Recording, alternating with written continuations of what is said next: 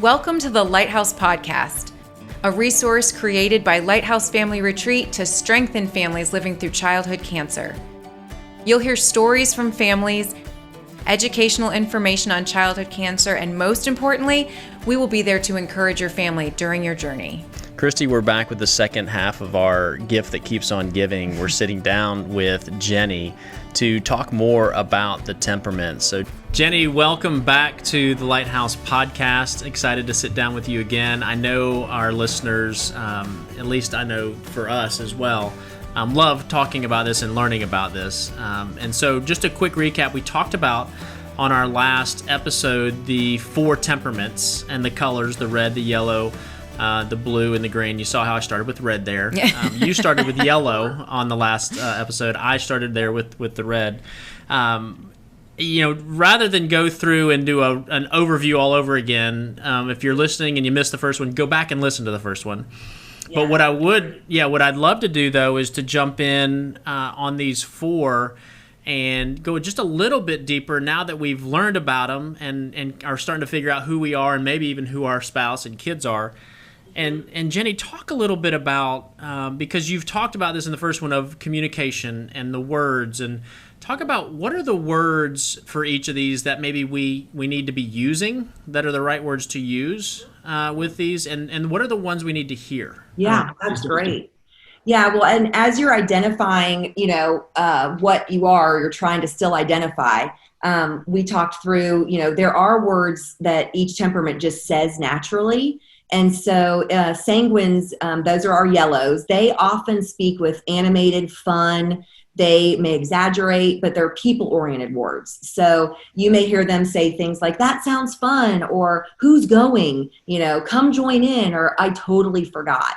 They're going to, really be focused on the people side of things. So that's going to help you identify, right? If you're coming into a group of folks where you don't know them real well, and they start using those types of words and phrases, that's going to help you know, oh, okay, I am talking to a yellow right now. Okay. Yeah.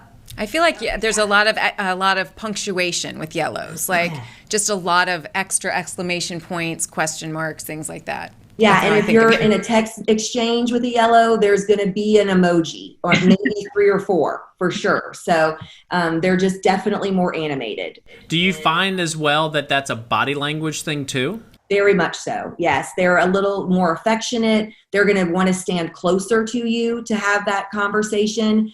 They definitely a lot of hands. Absolutely. Yep. Animated facial expressions. Yes, that is for sure the yellows. Mm-hmm. That's great. And what do they need to hear? So the yellows, that's a great question. So the yellows need to, their needs. So these are things that they need to hear is approval, acceptance, affection, and attention. So these are things, and you can decide, like one of the homework assignments that I had early on in the temperaments was for me as a yellow to actually define what these mean to me. So then I could share them with my family and say, this is what approval looks like to me. This is what acceptance looks like to me. This is what attention looks like to me, because they may not know. And this is what I need. And as the Kathleen Edelman, the expert, says, like, this is not just a nice to do. This is actually like food and water for your yellow. They need attention. So if you're a blue mom and you have a yellow kid, and that yellow kid is like, watch me, watch me, watch me, you stopping and giving them that undivided attention is actually loving them. It is filling their need that they desperately have. And the thing that's funny is I have a good friend that has a very high yellow child, and she's like, yeah, the needs, they start over again every day. And that is true. It's an unending thing. It's not that once you give attention on Monday, it's done till Friday. It's constantly, they constantly need to be replenished. Yeah. This is how I knew that my oldest son was a yellow. And it's every day is, well, what have you done for me today? Like, he'll tell us about grades. We'll say, congratulations, you worked really hard. Well, 2 days later, he wants to do that whole process again. And I'm a red, so I don't have a lot of patience. So when you spoke about that, I went home and really thought about him and thought about his needs that way. And I've totally changed. I've had to really work on the patience part, because there's only so many times you can tell somebody you're doing great, but he really needs that still. And when he was younger, it was very apparent. And I just thought I was a bad mom, that I wasn't giving him enough, because I'm like, he's always acting like I don't support him, and I feel like I'm supporting him. And it was a need. Yeah. Well, and if you don't fill that early on when they're younger, and when they grow up, the yellows specifically, when they're teenagers, they will find the groups that are going to give them that attention. And so it's, it's never too late. You can, even if you have a high schooler, you can start filling that need for them, but don't be surprised if they don't get it from you at home. They are going to begin to fill that outside. And that's scary. I got 2 yellow daughters. I don't need them to feel affection and attention in other areas. Yes. It's great insight. Absolutely. So let's talk about the red, you guys. See if you agree with this. Our reds, they often speak with bold or bossy, very confident, controlling words. Like I said last time, very bullet oriented, and actually very few words. Where the yellow, you'll have a lot of words. Like I'm sure the text messages you get from your yellow friends might be a paragraph with some emojis. The texts that you get from your red friends are just maybe yes, no, later, tomorrow. Very decisive. So they will say things like, I'll do it, hurry up, follow my lead, I've got it. Like they're just boom, boom, boom. They don't need a lot of words, and very rarely may they use an emoji unless it's like Chris, that may sound a little strange to you because you're red yellow, so you may throw an emoji. But usually our reds, if they're just all dominant red, it's just they don't even want to take the time to add the emoji because they just need to be productive. So they talk in bullets. I find myself actually using emojis because sometimes it's quicker. Oh. It's efficient. It's like a bullet point, and it covers few more words with just one little symbol. Well, then, maybe you just respond with the emoji, like Jan says, I'm going to make chicken for dinner, and you just do the puke emoji. Like, no, that's what we're having, right? I wouldn't necessarily recommend that. But, you are right. I do, because I do have a strong yellow right behind my red, so I do have some of that. And again, for me, it's environment based. If I'm in the right environment, I'm more the loud yellow than I am the powerful red. And so, I do see that. I've had to change some of my communication because I realized in my emails to anyone, not just close people, I just start with, so the meeting is on Tuesday, and here's what we're going to, and what I do now is I write the email, and then I have to go back up to the top, and I usually have a couple standard things that make it feel more personal. I'm not the only one that does this. I have friends, and I have to go to the top and say things like, so how's your family? Hope you're having a great week. And I usually keep one of those sentences for a couple months till it feels like dated, and then I have to, because I realized that my emails were coming across as I really didn't care about the person. I just didn't want to waste their time, and there was something specific I was emailing about. Well, and this is why I love the temperament so much, because when you know this in, like, let's say your work environment, you and Chris emailing back and forth, don't waste your time. Just send him the bullet point email. Like, so knowing this helps, but if you have a yellow coworker, absolutely give that and sandwich the point of the email in the middle, but fluff it up. And this is what I love about it, because when we really nailed this down, especially in my work environment, now I can just go into my boss's office who's red, and I'll be like, can I get to the point? We're going to get to the point. Boom, boom, boom. I'm loving her better by just getting rid of the fluff.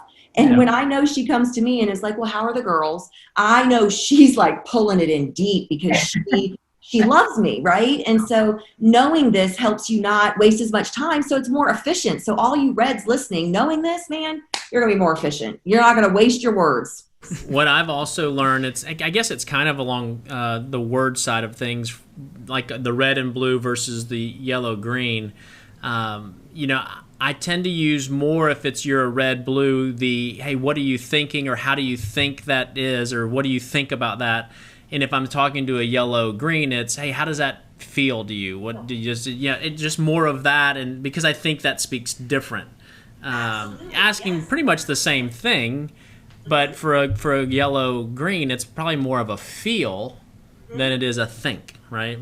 Yeah. Yeah, you can just ask me what I think. Or even if you're talking to a yellow-green and you want to ask them how they think, they're going to tell you how they think the people are thinking. Right. other people, because they're thinking of the other people. Whereas if you ask a red blue, they're going to tell you what they think about the procedure or the strategy or the policy. You know what I'm saying? Like they're going to look at what it is, and then the green and the yellows are going to look at how the people are responding to it. So it's just, you're going to get a different take.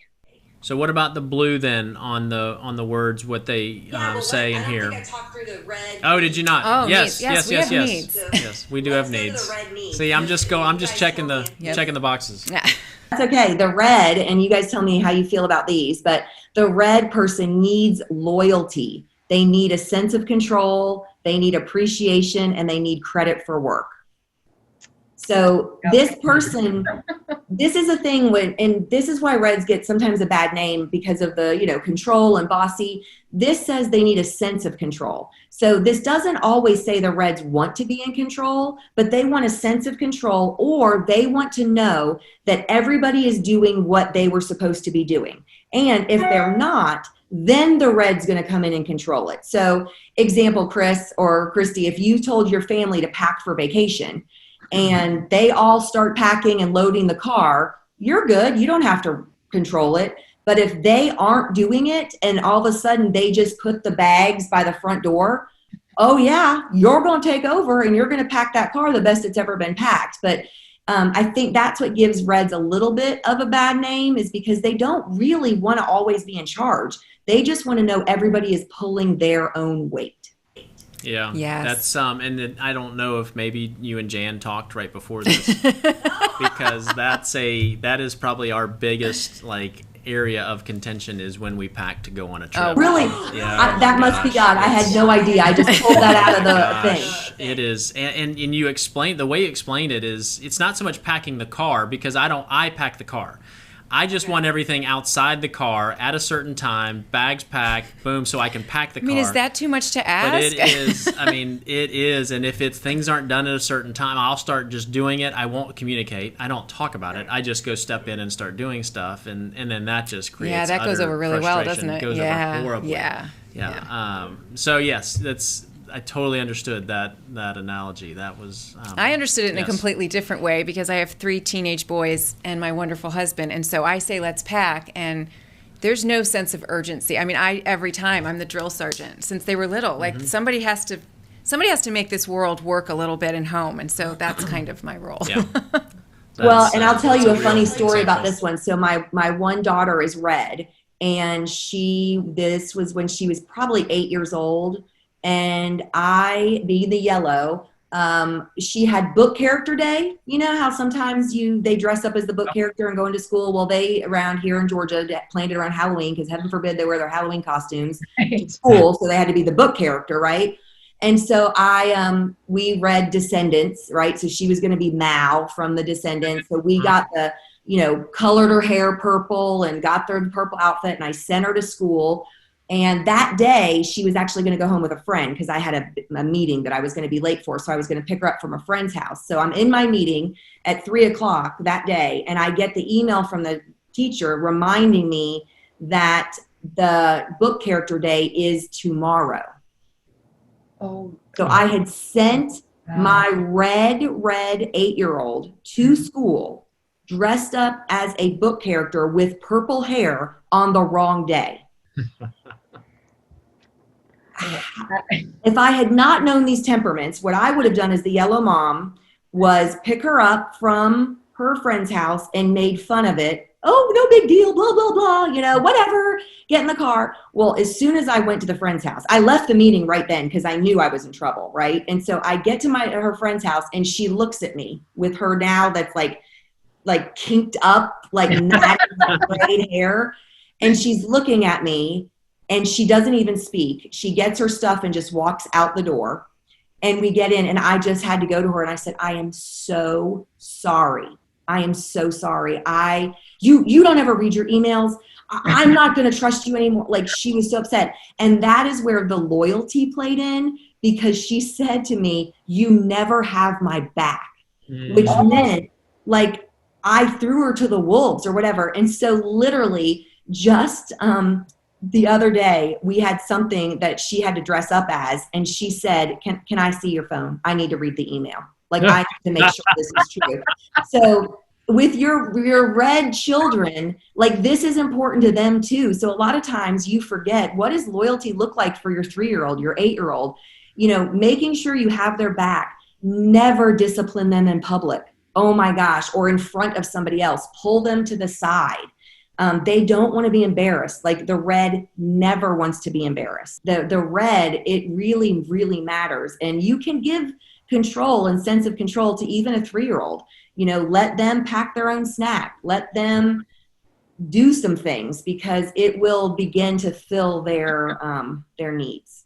That's great. All right, so let's talk blue. Okay, so let's go back up to the blue. So you'll see this slide.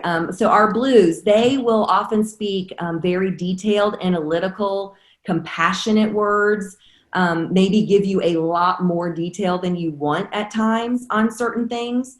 But they'll say things like, I've been giving it some thought, or I don't trust him, I don't trust her, or are you sure that's safe?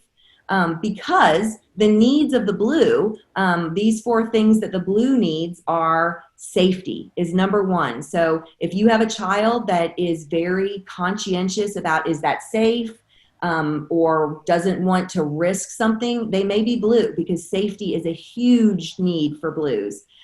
They also want sensitivity and support and space and silence. So they kind of have 5, really. Space and silence is all 1. But a lot of times, if you have even a blue coworker, they may be the one that puts in their AirPods and just goes to work because they need a little space from the rest of the crowd. I mean, cube world for a blue, whew, that's hard. I mean, especially if you've got some yellows in there. But even blue for a child, think of a blue child that's in a large family or maybe even has to share a room. That can be really hard. So being able to find some space and silence for that blue to recharge is going to be so important. And they want sensitivity. It doesn't necessarily mean you have to agree with them, but they want to be understood. They want to know that you at least understand where they're coming from, even if you don't agree with them. That usually can fill that for the blue. So Christy, does any of that, I know blue's your secondary, does any of that speak to you? Yeah, I think with my job specifically, I have very blue moments. Like you were saying earlier, I said it's kind of like on the last episode, it's kind of like you work here. Chris will come in with like, we'll be on retreat together and he'll be like, you know what we should do? And he'll say it, and I'm trying to facially be like, yes, and I am like, okay, we can do that, but I'm already in my head going, okay, we need to order that today, and we need to worry about this and this and this, and we better let that person know because there's a change, and maybe we should move the time up from dinner so we have time to do that. All of that's going around in my head while I'm being like, yes, I'm on it. We'll do it. And Chris, but very well, I mean, part of him probably meant, yeah, if we can implement it this retreat, that would like serve me well. But for you to be able to be like, that is a great idea for next time, like I'm sure. I've had to say that before, and he wants to know my reasons, and he's very cool with it. But yes, he means right then. He means I looked over there, I had this great idea, and I want to like do it now or in an hour or so. Yes. Like an hour's a little unreasonable. I can manage an hour.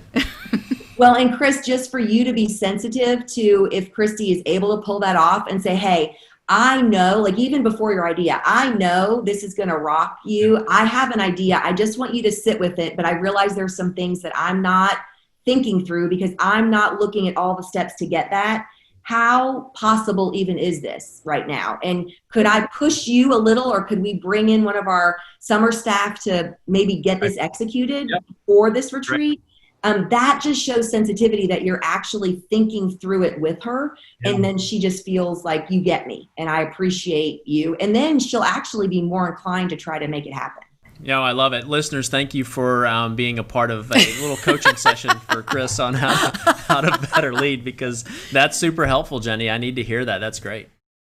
And the one thing I'll say too about blues, because I have a child that has some blue in her as well, and prepping them ahead of time has been really helpful. So, hey, I just want to, I'm more of a last minute yellow mom planner. So I don't all the time, but when I literally put the schedule up, and if I change what's for dinner on Wednesday, if I can, because I'm last minute and all of a sudden I'm like, oh, I know it's Wednesday, but I'm in the mood for tacos and it's not Taco Tuesday.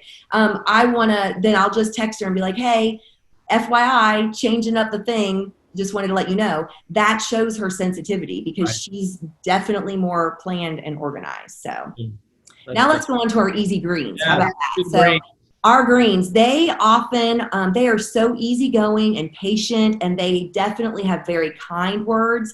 But greens have a really funny, sarcastic wit to them as well. So you may get that from them every now and then. But greens are going to be like, it's no big deal. I'm good with whatever. Or can I do it tomorrow? Because there's really a lack of, there's just not a sense of urgency. If there's something they can wait and do tomorrow, they would much rather do it because these are their needs. They want harmony. They want feeling of worth. They want lack of stress, and they want respect. And so where their, lack of stress comes in is some of that planning, some of that, can we do it tomorrow? My daughter, who's a green, it stresses her out to study for weeks for a test. So she would much rather just cram the night before. And so it's hard, but reminding her where she's been successful before will help her start to prioritize, getting ahead of things. But they just really want harmony. So if you've got a green child, especially as we're going to talk in a minute, just with what some of the families are going through in crisis with childhood cancer, oh my gosh, harmony's hard. So what I've found and what Kathleen has taught me is even telling your green child that you want harmony, that you desire this for our house, and that you're sorry it's not going this way, and that you're going to get back to having mom and dad both in the home together or whatever. You even just trying to speak to the lack of stress and harmony will actually calm and fill up a green. And so it might be hard right now in that season, but it will help fill them up even with you desiring it with them. That's helpful. That's such good information for parents, especially as you figure out your kids' temperament. There's a couple main subjects like discipline and hard conversations that I think all families go through, but the families that we're working with, it makes it even harder because their child has cancer. So the hard conversations are harder. The discipline is really difficult. And you said something just now and at the end of the last episode about what crisis does to our temperament. And when you first told me that, I thought it was so interesting. And when I looked back on my own journey, I was like, yeah, if I'd known I was a red and could have maybe self-regulated some of my stuff. So how does this, talk again about what crisis does, and then maybe we could just talk about conversations to start with our kids. Yeah, absolutely. So when you are alone or in crisis, your dominant temperament is going to be magnified. And it's so when I'm sure, Christy, when you are navigating this with your son and you're, talking to the doctors and trying to figure this out and you're red, you probably went into try to control it, try to research everything you could, control it, manage it. The blue, same thing. They're going to go very introverted and try and do it. And the yellow is going to try to almost make light of it potentially, or bring fun to it, or there's a lesson we can learn from it, things like that. And then the green is it's disrupting the harmony. So it's going to magnify their feeling completely out of sorts and that there is no lack of stress. It's completely, disrupted, and they really want to feel worth. And so that's out the window, right? Because if they, depending on where they identify their worth, they want their child to be well, and that's how they're going to try to manage it. And so it is magnified. So it's going to be harder for marriages, relationships, siblings, because your temperament, the strengths and the weaknesses are going to be magnified with this. So if you have a red and you're in crisis, yes, they're going to be driven, but they're going to be more bossy too. It's just going to happen because of the crisis.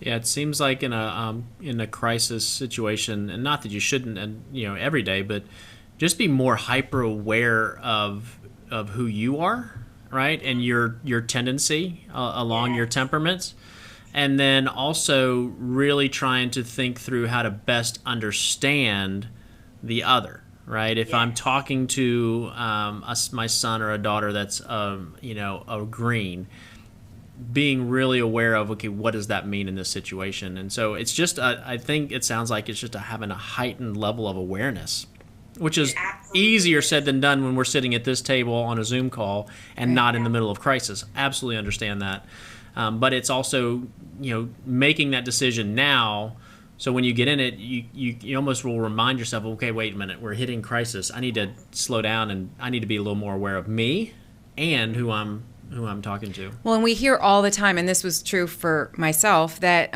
couples will say, well, we just didn't handle it the same. Like we just, I'm very, very red. So for instance, we'd go in for an appointment and the doctor would come in with the blood counts in his hand and I am completely zoned in. And Eric is asking him about the hockey game last night because he's learned all the doctors and their favorite teams and they're having this chit chat. And I'm like, I would like to see the paper now, please. Like I like the doctor. You're great. Give me the paper. You guys can go talk in the hallway.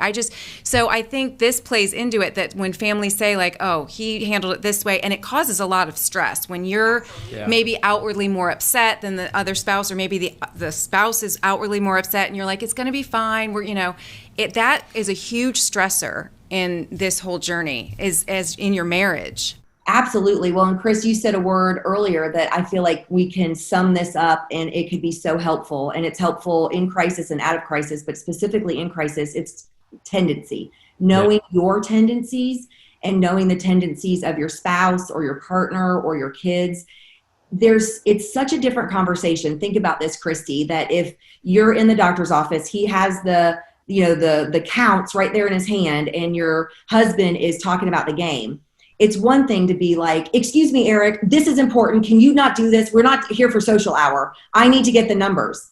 That might have been what I said. Is that wrong? No, but think about this. If you were to able to say, hey, you guys, Eric, I absolutely love that you are connected with Dr. Smith here and you have a tendency to want to connect relationally. Because I have a tendency to want to be in control, it's almost hard for me to engage because you have those numbers. Could I look at the numbers while you talk about the hockey game? That's what I should have said. Yeah, right. But knowing the tendency, it's so helpful as a parent too, because I can call that out on my kids. It's one thing to say, hey, Riley, you have a tendency to procrastinate. Could we talk about this? Versus just being like, oh, roll the eyes, flip the hand, I'm frustrated. Or my other daughter who just came down the stairs and gave me a look. She has a tendency to give me these 16-year-old red teenager looks, right? That can drive me crazy. She has a tendency to show the verbal or the nonverbal cues of disgust and frustration. But I can address that differently. So just knowing your tendencies and in almost being conscious to replace those with a strength. So Christy, like your tendency may be to be bossy and grab that paperwork, but also your strength of being driven and getting and seeing a problem and fixing it and knowing what to do next is there. And so how can you lean into those? How can you replace what may come across as curt and bossy with that driven strength to then help the situation and name it, call it out. And it also is great for parents to apologize. I have had to apologize to my kids so many times that I can sit down and go, hey guys, I'm so sorry. I know I have a tendency to be scatterbrained. I did that with my daughter for the book character thing. I said, will you please forgive mommy? I have a tendency to be scatterbrained and I didn't have the right date. And that put you in a will you please forgive me? She was an 8 red that had just been at book character day. So it took her a little time, but our kids need to see that in us. Yeah. I think us being able to talk about our own tendencies helps us also ask for forgiveness and own it and realize what's a strength and what's a weakness. Yeah. Agreed. So the topic of discipline is a big one, I think, for parents just in general. But when your child is in treatment and you have other kids and they're upset and siblings, they have to take on a lot in these situations. And I don't think there's an exception to that. I think every sibling kind of suffers. When you're trying, for us, we know that it's a 3-year journey. So Eric and I obviously still had to raise them. Like we didn't want to take 3 years off because that was a prime section of their childhood. But knowing for discipline, I have kids, and my kids handle it very, very differently. I didn't ever attribute it to this, but now I can. But what are some tips as you're looking at your kids and you kind of know their temperament, but life is going on, even though it's very different. There's a new normal. They're probably not happy about it. How do you use what you're learning here to kind of decide how to discipline your kids based on their temperament? Yeah, I mean that's great. And disciplining in a crisis is hard. And so I just first want to tell all the listeners that are going through this to give themselves grace, because your temperament is going to be on autopilot a little bit. And so disciplining with the framework of the temperaments does take time, and it takes a lot of intentionality. And right now you're just trying to keep your head above water, and so give yourself grace for that. But if some of these tips that I'm going to share would be helpful to implement, then you can of course implement them. But I also know when there is crisis, you want to be the best parent that you can, and the things I'm about to say would probably be helpful, but it just may not work in the time that you have at the moment. So I just say that up front as a disclaimer, that you're doing a good work, and God's a God of perfect timing, and you're hearing this for the perfect time, and it might be something to tuck away and bring out when you have that capacity. But the one thing that I've learned is that if you can get to the why the behavior is happening, and parent and discipline the why versus just the what is going on, it's so much more helpful. So let me give you an example. So you have a yellow son that is acting out, is loud, is messy, is really disruptive, and you want to discipline that. That is not okay. Maybe your child is having some sort of therapy in the next room, and they need it to be quiet or whatever. If you know and can spend a little bit of time asking questions as to why the behavior is happening, you might realize that it's because one of the yellow needs is not getting filled. And that may mean the need of attention, right? Because so much attention is going to the child on treatment, that the blue sun is just desperate for that attention. And so they will want it, getting it negative or positive. So, funny, I want to tell the joke and be fun, or I'm going to be disruptive because I just need your attention.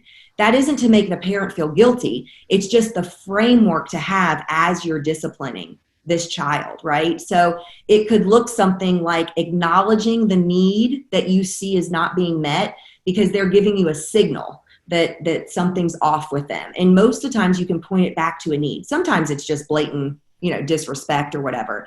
But if you can associate it to a need, it might help you approach that discipline differently and get to the reason why it's happening, and then actually give them a consequence that isn't going to pour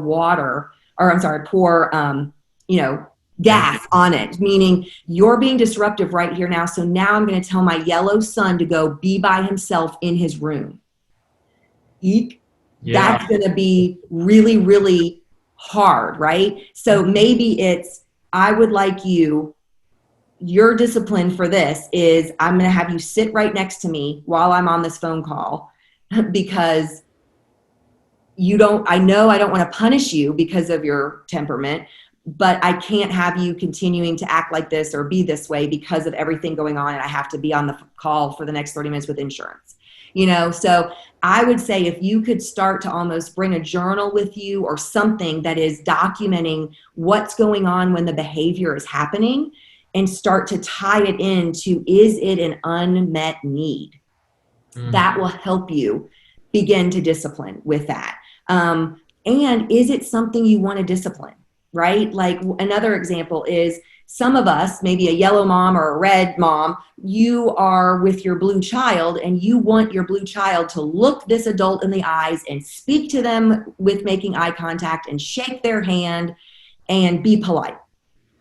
That's fantastic. And I realize there might be something that's a character issue inside, but if this is your blue child and you're in crisis and they have met 150 new people because of the meals being brought to you, because of the doctor's visits that you've made, maybe you could be sensitive to that child and they excuse them. They may not need to, at this moment, look every new adult in the eye and be polite and engage in a conversation, because you want to fill that need for that child. So maybe it isn't a discipline issue, right, at that moment, or don't make it a discipline issue, and let them know, hey, I want you to be able to look adults in the eye and to shake their hand and to be respectful. But I realize this is a hard time. And the needs that you have right now are not being met because of Jimmy in treatment or what's happening with dad or whatever. I'm going to be sensitive to you, but could you please consider, at least looking up when somebody walks in the room and not just looking at your phone or whatever. And it does take more time to have those conversations, but as I've done it in my own family, and we've not been through any crisis like what a lot of your listeners in childhood cancer, but have navigated addiction and separation and divorce.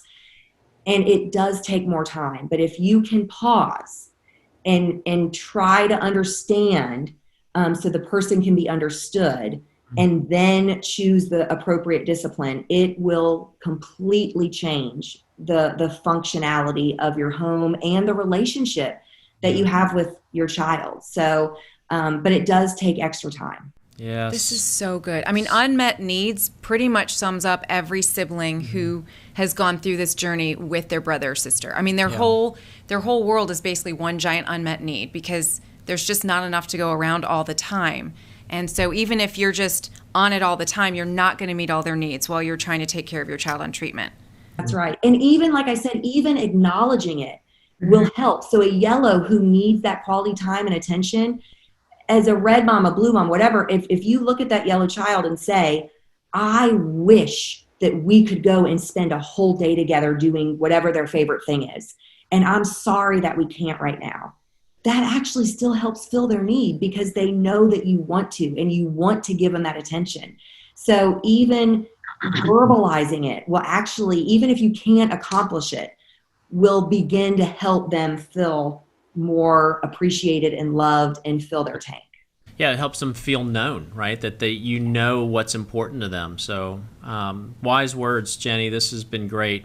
Thank you so much. I feel like we could do like 3 or 4 more episodes with you. This has been fantastic. Anytime. You let me know because this is important stuff. And again, if you're just hearing this and you have, college age children or even adult children or grandchildren, it is never too late to start. It is never too late. God is a God of perfect timing. And just give yourself grace because I've been immersed in this for now years and I still get it wrong every single day. And I can just wake up and try to do better the next day. So I just want to encourage you. I don't want you to feel the weight of the world with all of this. I want you to see that there are things that you can literally do as soon as this podcast stops to speak life to your spouse, to your friend, to your kids. You can immediately change a conversation. That's great. Thank you for those words of encouragement for all of our listeners. I really, really, really appreciate it. And we 100% believe that because we've done that. When we've heard it and when we got the info the first time, it was really easy to apply. It really was. Christy, I'm sure you guys as well, your family, you saw where it made an impact and really made a difference just in how you were communicating and working together as a family. So listeners, I hope it did the same for you. As always, if you're interested in more info on Lighthouse, please go check us out, lighthousefamilyretreat.org. It is Christmas week. We hope you have an amazing Christmas together with your family, celebrating Jesus, and we will see you later on the next episode.